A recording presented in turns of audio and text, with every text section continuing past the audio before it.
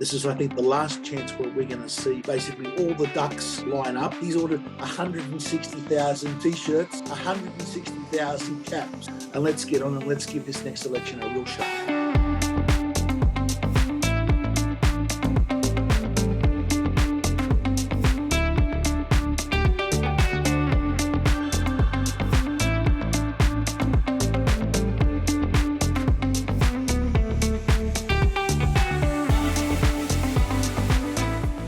So Craig, I've just announced to all my followers from RDA and also the RDA party that we are actually joining United Australia Party, which we are really, really excited about. And the reason we made the decision in conjunction with yourself and Clive Palmer and your team is that I really think that Australia United Party is the only way, or at least one of the ways, that we can get this country back. And I think it was the right decision for Australia and for everyone who follows me.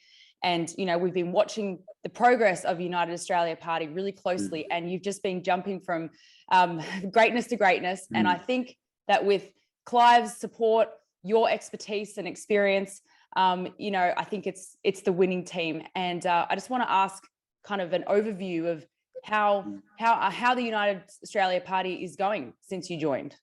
Sure, Michael. Look, first, thank you for what you're doing. And congratulations on the work that you've done with Reignite Democracy. You've taken that from nothing to be, a nationally known and even internationally known outfit that's put a lot of pressure on the government. And you've taken it to a certain level, and now you're taking it to the next level by coming and joining us here at United Australia Party. Look at how things are going. Things are going really well. We've got, at the moment, over 65,000 members. Now that, I believe, makes us the largest political party in Australia. The Liberal Party and the Labor Party don't publish their membership numbers. We believe they're somewhere in the 50,000s. So we're going to hold off and wait till we get to 70,000 to make that actual claim. But I believe at 65,000 members, we are there now. We've got a massive campaign rolling out. Also today, in all the major papers, we're putting advertisements out for candidates for all 151 lower seats. So that's why I thought the timing of your decision was very important. Now, we've got a set of absolutely unique circumstances here at the moment. We've got, with the support of Clive Palmer, that gives us the financial might and the financial firepower to take these people on. The numbers of people that we have on the ground. And what's being done to our country is more important. Never before has the duopoly of the major party been basically doing the damage that they are doing, stealing people's freedoms, running up at over $1 trillion worth of debt that future generations are going to have to pay off. Never before have our major parties been out of control. So at this next election, we have a real chance. And I don't mean to be sort of like dramatic here, but I think this is the last chance. This is, I think, the last chance where we're going to see basically all the ducks line up, where we've got the resources to use. We've got the resources, both financial and in people power, and the issues that we can all join together and fight, join up and fight against. So I'm just so pleased that Reunite Democracy is joining. I'd encourage all the members to get on. Let's take the number over the 70,000 so we can clearly claim that we are the largest political force in the next election. Anyone that wants to consider putting their hand up for political office, go to the United Australia Party's website, put an application in. Their application forms are on the website. We need great candidates for all 151 seats. And let's get on and let's give this next election a real shake. Great. Well, I'm going to have in the description of this video and in the article that goes along with it, links to everything. And look, everything that you just said is exactly why we're joining you. I don't think we have time for the long road, for the slow process. I think this is it. So all the smaller parties, we all need to work together. And I'm sure you will work with anyone who has the same goal of freedom in some way, shape or form. I wanted to ask, I don't know if everyone here knows, but if you could explain in a really short way, what do you and United Australia Party stand for? Okay, you see those big signs going up all around the nation? We've got 300 plus of that saying freedom, freedom, freedom, right?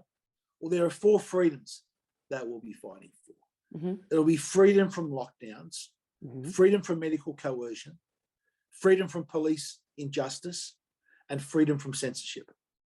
They are the 4 freedoms that we are going to be fighting for. They'll be front and center of our campaign. It's pretty personal for you, Craig, because those 4 things, you've actually been impacted by every single one of them yourself. That's right. Which to me, and I've been impacted by some of them as well. And I think that makes you a stronger leader because you understand the pain that the everyday people are going through watching tyranny unfold, you know? You take away those freedoms and there's tyranny. And if you restore, this is the thing also why there's the economic link. You restore those freedoms. You give people freedom. They're free to go out and create and add value in society and create wealth and make us a stronger and greater country and give us greater ability to all those things we want to do in the social welfare space, to look after kids with disabilities, to look after the sick, to put money into aged care. Everyone says, oh, what's always amazed me as a politician, people come and say, oh, you know, I want you to spend more money on health. I want you to spend more money on aged care. I want you to spend more money on disabilities. Well, we, the government, ain't got any money at all. Right? The only place we can get money from is either we borrow it and future generations have to pay it off. So we steal it from the future. There's one way we can do it. The other way is we have to take it off people. Now, we've got to let the wealth of the country is not fixed. The wealth of the country expands and shrinks depending upon the restrictions on the freedoms that we put people. So when we restore those freedoms, and we allow people to go out there and get on with their life and create wealth, that is how the government ourselves gets more revenue in to do those things that are so important for our society that we all want to do as politicians. It's a win-win, basically. Now, I'm going to ask again, I'm obviously going to be encouraging the over 1,000 members that RDA Party had. We'll be refunding them all their money and they will have the free choice to join UAP. And of course, I hope that they do. And on top of that, we had quite a few candidates apply as well. And so I just want to say, I have attached the details of the candidate process in the status of this video and the article. But can you just explain really quickly, well, firstly, when does the candidate application period close? And what are you looking for in a candidate, Craig? Okay. Firstly, no Australian should think that down there in Canberra, there's this great intelligentsia that is so superior and so much smarter than everyone else that can run the place. Let me tell you, I grew up in a little suburb called Peakhurst down in southern Sydney. We lived opposite a rubbish tip. We had a big rubbish tip at the back of Gannon's Park where we grew up. And I went to the local primary school, the local high school. I did a year of uni started an economics law degree, and then I dropped out because I found I was learning more working during the 8 weeks of work of the holidays than I've learned in the whole year.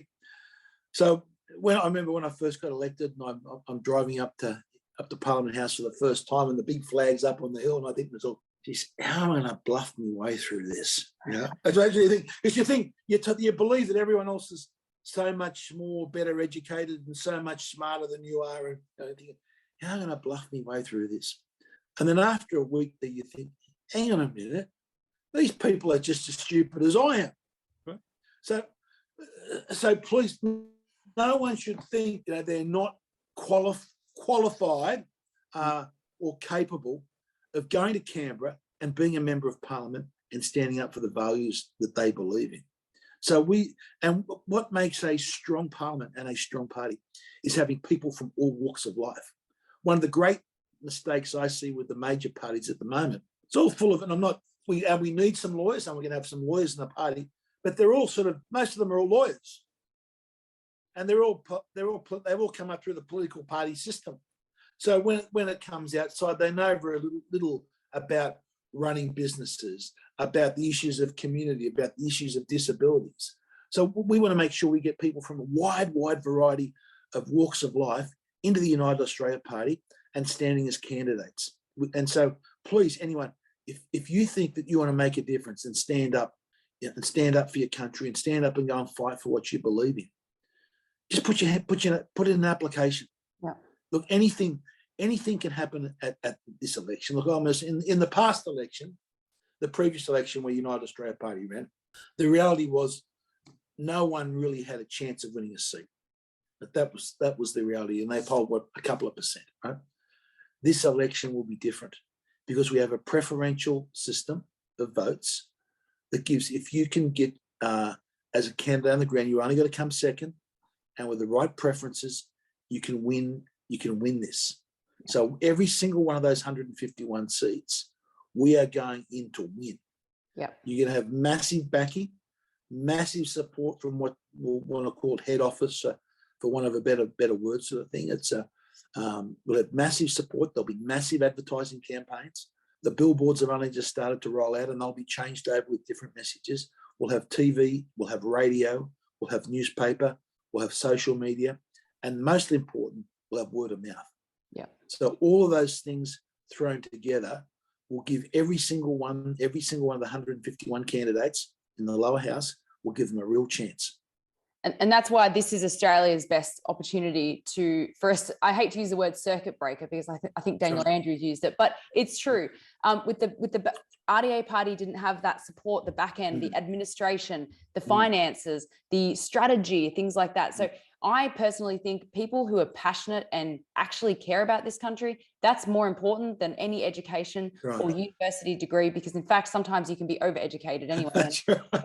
We don't want those people. So I see that in Canberra almost every single day. Yes. Yeah. So, and look, RDA, as the lobby group, we obviously have lots of community groups. And so any candidates that are running, we will support them on the ground as well at the polling booths. There will be a sea of yellow and blue shirts. Well, I just tell you a little secret here. I spoke with Clive last night. He's ordered 160,000 t-shirts. Good. 160,000 caps. Right? So we're going to have 1,000 for every electorate. We're going to have caps for 1,000 volunteers for each electorate. I mean, look, again, with your real everyday Aussie attitude and Clive's support and finances, I mean, it's a winning team. So I'm really excited.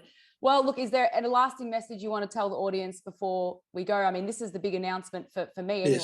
Yes. So is there anything else you'd like to say? Oh, as I said, thanks for the work that you've done. We've now got to take it to the next level, and we've got to fight for everything we can to save. We've really got to say, it sounds sometimes a bit cruel, but we've really got to fight to save the country. Well, and if people think, look, what's happened, this is all going to stop and it'll all get back to normal. Look, we know that's not true. We've seen what happens in Israel. We've seen what happens in Singapore. Like Singapore today has one of the highest rate of vaccinations anywhere in the world, something like 90%. They have the highest number of cases they ever have. There's something like 3,000 cases in the tiny place of Singapore. Now, what's going to happen? There's going to be more pressure on. There's going to be pressure on for booster shots, like they did in Israel. If you put these vaccine passport mandates, you put them in place and think, oh yeah, they all go away. There's going to be pressure on for booster shots. There's pressure on for second booster shots. Yep. This is not just going to go away, and we're not going to get our freedoms back just allowing it to the Labor and Liberal parties. What after the booster shots? Who knows what's next? If you're willing to not draw the line there, who knows where the line will be drawn? I mean, I was walking around the city yesterday, and there was police on every second corner. Okay, that I over exaggerated. There was police all over Flinders Street, and that is not a sign of a free society, and it's only the beginning. So I agree with you. We got to fight, and it's not over dramatic, Craig. People living in Melbourne, that's not over dramatic. We do know that we need to fight for this country, and to me, it is a battle, and the protests look like battlefields. So absolutely. Totally agree with you. All right, Craig. Well, we're going to keep in touch. Obviously, we're joined now, so we're absolute colleagues and allies, which I'm really excited about. So, have a great day, and we'll talk to you soon. Thanks, Monica.